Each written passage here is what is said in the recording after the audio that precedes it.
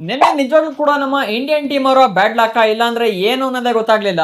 ನಿನ್ನೆ ನೋಡ್ಬೋದು ಇಂಡಿಯಾ ಮತ್ತೆ ಅಫ್ಘಾನಿಸ್ತಾನ ತ್ರಿನೇಷನ್ ಎ ಸೀರೀಸ್ ಮ್ಯಾಚ್ ಕೂಡ ನಡೀತಿದೆ, ನಿಮ್ಗೆಲ್ಲ ಗೊತ್ತಿರೋದೆ. ನಿನ್ನೆ ಏನಾಯ್ತು ಅಂದ್ರೆ ನಮ್ಮ ಇಂಡಿಯಾದ್ರು ಫಸ್ಟ್ ಇನ್ನಿಂಗ್ಸ್ ಅಲ್ಲಿ ಬ್ಯಾಟಿಂಗ್ ಅನ್ನ ಮಾಡಿ ಸುಮಾರು 349 ಟಾರ್ಗೆಟ್ ಅನ್ನ ಕೂಡ ಕೊಟ್ಟರು ಫಸ್ಟ್ ಇನ್ನಿಂಗ್ಸ್ ಅಲ್ಲಿ. ಅದಾದ್ಮೇಲೆ ಅಫ್ಘಾನಿಸ್ತಾನವರು ಕೇವಲ 177 ರನ್ ಹೊಡೆದು ನಿನ್ನೆ ಮ್ಯಾಚ್ ಅನ್ನ ವಿನ್ ಕೂಡ ಆಗಿದ್ದಾರೆ. ಶಾಕ್ ಆಗ್ತಿದೆ ಅಲ್ಲ, ಏನ್ ಗುರು ಇದು, ಇಂಡಿಯಾ ನೋಡಿದ್ರೆ 349 ಅಂತಿದ್ಯಾ, ಇಲ್ಲಿ ಇಲ್ಲಿ ಅಫ್ಘಾನ್ ನೋಡಿದ್ರೆ 177 ಅಂತಿದ್ಯಾ, ಏನಿಲ್ಲಿ ಕೇಸ್ ಅರ್ಥ ಆಗ್ತಾ ಇಲ್ವಲ್ಲ ಅಂತ. ಹೌದು, ಆ ತರ ನಿನ್ನೆ ಆಗಿದ್ದು, ಅದಕ್ಕೆ ಹೇಳಿದ ಒಂಥರ ಬ್ಯಾಡ್ ಲಕ್ ನಿನ್ನೆ ಇಂಡಿಯನ್ ಟೀಮಿಗೆ ಅಂತ. ಮತ್ತೆ ನಿನ್ನೆ ವೈಭವ್ ಸೂರ್ಯವಂಶಿ ಅಂತೂ ಫುಲ್ ಚೆಚ್ಚಿ ಬಿಸಾಕಿ ಬಿರುಗಾಳಿನ ಸೃಷ್ಟಿ ಮಾಡ್ಬಿಟ್ಟಿಯ ನಿನ್ನೆ ಫೀಲ್ಡ್ ಅಲ್ಲಿ.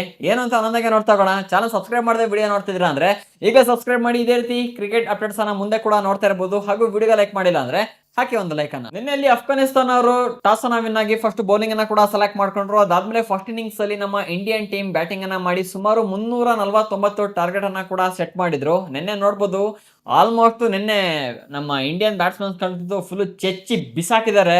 ಪ್ರಭು ಸಿಮ್ರನ್ ಸಿಂಗ್ ಅಂತೂ ನಿನ್ನೆ 89 ರನ್ ಹೊಡೆದಿರೋದು. ಅದು ಲಾಸ್ಟ್ ಮ್ಯಾಚ್ ನೋಡಿದ್ರೆ ಶ್ರೀಲಂಕಾ ಅಗೇನ್ಸ್ಟ್ ಅವರು ಕೂಡ ಫ್ಲಾಪ್ ಆಗಿದ್ರು. ಅದಾದ್ಮೇಲೆ ನಿನ್ನೆ ವೈಭವ್ ಸೂರ್ಯವಂಶಿ ಅಂತೂ ಸುಮಾರು 200 ಸ್ಟ್ರೈಕ್ ರೇಟ್ ಅಲ್ಲಿ ಗೇಮ್ ಅನ್ನ ಆಡಿರೋದು ಗುರು. ಯಪ್ಪ ಫುಲ್ಲು ಕಂಗಾಲ್ ಮಾಡಾಕ್ ಬಿಟ್ಟಿರ್ತಾನೆ ಇನ್ನೇನು ಅಫ್ಘಾನ್ ಬೌಲರ್ಸ್ ಅನ್ನ. ಕೇವಲ 22 ಬಾಲಿಗೆ 44 ರನ್ ಹೊಡೆದಿರೋದು ಅಂದ್ರೆ 9 4ನೇ ಕೂರಿಸಿರೋದು ಇಲ್ಲಿ. ಲೆಕ್ಕ ಹಾಕೊಳ್ಳಿ, ಜಸ್ಟ್ 22 ಬಾಲಿಗೆ 44 ರನ್ ಹೊಡಿದ್ರ ಮೂಲಕ ಅದಾದ್ಮೇಲೆ 9 4 ಹೊಡೆದೇನೆ. ಅದಾದ್ಮೇಲೆ ಲಾಸ್ಟಿಗೆ ಒಂದು 44 ರನ್ ಹೊಡೆದಿದ್ನಲ್ಲ, ಗ್ಯಾಪ್ ಅಲ್ಲಿ 6 ಹೊಡ್ಬಿಟ್ಟು ಬೇಗ ಹಾಫ್ ಸೆಂಚುರಿ ಹೊಡ್ಕೊಬಿಡೋಣ ಅಂತ ಪ್ಲಾನ್ ಮಾಡ್ದ. ಮತ್ತೆ ಅಪ್ಪರ್ ಕಟ್ ಹೊಡೆಯಕ್ ಹೋಗ್ಬಿಟ್ಟು ಕೀಪರ್ ಕೈಗೆ ಕ್ಯಾಚ್ ಅನ್ನ ಕೂಡ ಕೊಟ್ಟಿದ್ದು. ಇನ್ ಕೇಸ್ ನಿನ್ನೆ ಅದು ಕೀಪರ್ ಕೈಗೆ ಕ್ಯಾಚ್ ಹೋಗ್ಲಿಲ್ಲ ಅಂದಿದ್ರೆ ಕತೆನೆ ಬೇರೆ ಆಗ್ತಿತ್ತು. ನೆನೆ ಇನ್ನು ಕೂಡ ಜಾಸ್ತಿ ರನ್ಸ್ ಕಡೆ ಐ ಥಿಂಕ್ ಏನಿಲ್ಲ ಅಂದ್ರೂ ಕೂಡ 400 ನಿಯರ್ ಹೋಗ್ತಿದ್ರು ಅನ್ಸುತ್ತೆ. ನೆನ್ನೆ ವೈಭವ್ ಸೂರ್ಯವಂಶಿ ಆಡಿದ್ ನೋಡ್ತು ಅಂದ್ರೆ ಆ ಲೆವೆಲ್ ಅಲ್ಲಿ ಗೇಮ್ ಅನ್ನ ಆಡಿದ್ ನೆನ್ನೆ ವೈಭವ್ ಸೂರ್ಯವಂಶಿ. ಅದಾದ್ಮೇಲೆ ನೆನ್ನೆ ಮತ್ತೆ ಪ್ರಿಯೇಶ್ವರ್ಯ ಫ್ಲಾಪ್ ಕೂಡ ಆಗಿದ್ದು. ಅದ್ರ ಹಿಂದಿನ ಮ್ಯಾಚ್ ಕೂಡ ಶ್ರೀಲಂಕಾ ಮ್ಯಾಚ್ ಅಗೇನ್ಸ್ಟ್ ಕೂಡ ಫ್ಲಾಪ್ ಆಗಿದ್ರು. ಮತ್ತೆ ನಿನ್ನೆ ಮ್ಯಾಚ್ ಕೂಡ ಫ್ಲಾಪ್. ಮತ್ತೆ IPL ಅಂತೂ ಫುಲ್ ಫ್ಲಾಪ್ ಫ್ಲಾಪ್ ಫ್ಲಾಪ್ ಅನೇ ಆಗ್ತಿದ್ರೆ. ಅದಾದ್ಮೇಲೆ ಇನ್ನೊಂದೇನೆ ಇಲ್ಲಿ ಮಜಾ ಅಂದ್ರೆ ನೆನೆ ನೋಡಿ ಋತುರಾಜ್ ಗೈಕ್ವಾಡ್ ಕೂಡ 60 ರನ್ ಕೂಡ ಹೊಡೆದಿರೋದು. ಮತ್ತೆ ತಿಲಕ್ ವರ್ಮಾ ಕೂಡ ಇಲ್ಲಿ 60 ರನ್ ಕೂಡ ಹೊಡೆದಿರೋದು. ಇಬ್ರು ಕೂಡ ಸೇಮ್ ಈಕ್ವಲ್ ಅಲ್ಲಿ ರನ್ ಕೂಡ ಹೊಡೆದ್ಬಿಟ್ಟಿದ್ದಾರೆ. ಅದಾದ್ಮೇಲೆ ಕಡೆ ನಿನ್ನೆ ಆಯುಷ್ ಬದೀನ್ ಕೂಡ ಫ್ಲಾಪು. ಅದಾದ್ಮೇಲೆ ಕಡೆ ಸುಯೇಶ್ ಗೆ ಒಂದು ಸಖತ್ತಾಗಿ ಬ್ಯಾಟಿಂಗ್ ಅನ್ನ ಕೂಡ ಮಾಡಿ ಟೋಟಲ್ ಆಗಿ 349 ರನ್ ಕೂರಿಸ್ಬಿಟ್ರು. ನಿಜವಾಗ್ಲೂ ನಾನೇ ಅನ್ಕೊಂಡಿರಲಿಲ್ಲ 350 ನಿಯರ್ಗೆ ಹೋಗುತ್ತೆ ಅಂತ. ಏನಕ್ಕೆ ಅಂದ್ರೆ ಇಲ್ಲಿ ವೈಭವ್ ಸೂರ್ಯವಂಶಿ ವಿಕೆಟ್ ಕೂಡ ಬಿತ್ತು. ಅದಾದ್ಮೇಲೆ ಪ್ರಿಯೇಶ್ವರ್ಯ ಕೂಡ ಫ್ಲಾಪ್ ಆಗಿದ್ ನೋಡ್ತು ಅಂದ್ರೆ ಇನ್ನೇನು ಅಷ್ಟೇನು ಬರಲ್ಲ ಅನ್ಕೊಂಡೆ. ಏನೊಂದು ಹೋದ್ರೆ 280 290 ಆ ಲೆವೆಲ್ಗೆ ಸ್ಕೋರ್ ನ ಕೊಡ್ಬೋದು ಅಂತ ಅನ್ಕೊಂಡೆ. ಆದ್ರೆ ಇಲ್ಲಿ ನೋಡಿದ್ರೆ ಋತುರಾಜ್ ಗೈಕ್ವಾಡ್ ಮತ್ತೆ ತಿಲಕ್ ವರ್ಮಾ ಫುಲ್ ಮ್ಯಾಚ್ ನೇ ಚೇಂಜ್ ಮಾಡಾಕಿದ್ದು ಲಾಸ್ಟ್ ಮೂಮೆಂಟ್ ಅಲ್ಲಿ.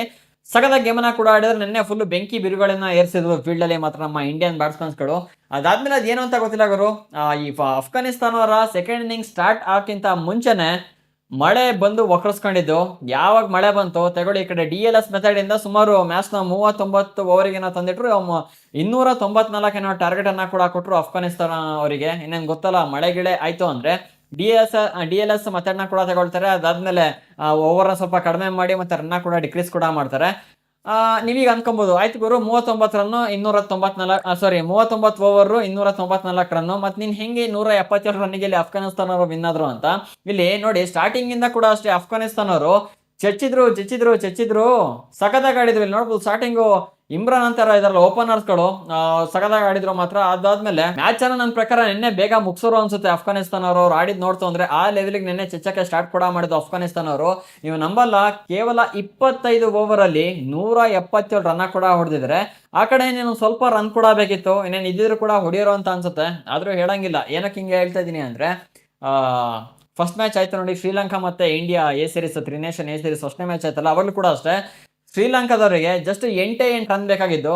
ಆ ಗ್ಯಾಪ್ ಅಲ್ಲಿ ಮ್ಯಾಚ್ ಯಾವ ತರ ಟರ್ನ್ ಮಾಡಿದ್ರು ಅರ್ಷದ್ ಖಾನ್ ನೀವೇ ನೋಡಿದ್ರ. ಹಾಗಾಗಿ ನಿನ್ನೆ ಕೂಡ ಅಷ್ಟೇ ಏನು ಬೇಕಾದ್ರೆ ಆಗ್ಬೋದಿತ್ತು. ಮೊನ್ನೆ ಕೂಡ ಅಷ್ಟೇ ಶ್ರೀಲಂಕಾದ ಕಡೆ ಆಲ್ಮೋಸ್ಟ್ ಮ್ಯಾಚ್ ಹೋಯ್ತು ಅಂತ ಅನ್ಕೊಂಡೆ.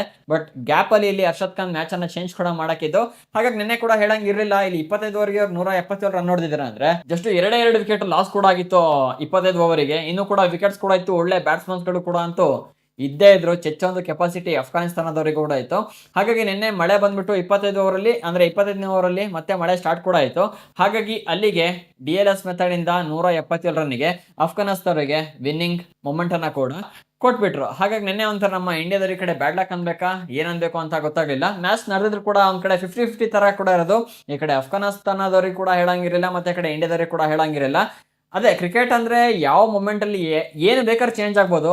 ಆದ್ರೂ ಕೂಡ ನಿನ್ನೆ ಅಫ್ಘಾನಿಸ್ತಾನ ಆಡಿದ್ ನೋಡ್ತು ಅಂದ್ರೆ ಒಂದು ಬೇಗ ಮ್ಯಾಚ್ ಮುಗಿಸೋ ಕೆಪಾಸಿಟಿ ಕೂಡ ಇತ್ತು. ಮತ್ತೆ ಇನ್ನೊಂದ್ ಕಡೆ ನೋಡ್ತು ಅಂದ್ರೆ ಇಂಡಿಯನ್ ಬೌಲರ್ಸ್ ಕೂಡ ಅದೇ ರೀತಿಯ ಕೂಡ ಇದ್ರು. ಸೊ ಹೇಳಂಗಿರಲಿಲ್ಲ ಹೆಂಗೆ ಅಂತ. ಆದ್ರೂ ಕೂಡ ಈಗ ಒಂಥರ ಒಂದ್ ಮ್ಯಾಚ್ ವಿನ್ ಆಗಿ ಇನ್ನೊಂದ್ ಮ್ಯಾಚ್ ಇಲ್ಲಿ ಸೋತಂಗ್ ಕೂಡ ಆಗ್ಬಿಡ್ತು. ಅಷ್ಟು ರನ್ ಕೊಟ್ರು ಕೂಡ ಕಂಟ್ರೋಲ್ ಮಾಡ್ಕೊಳಕ್ ಆಗ್ಲಿಲ್ವಲ್ಲ ಅಂತ ಒಂದು ಬೇಜಾರ್ ಕೂಡ ಇದೆ.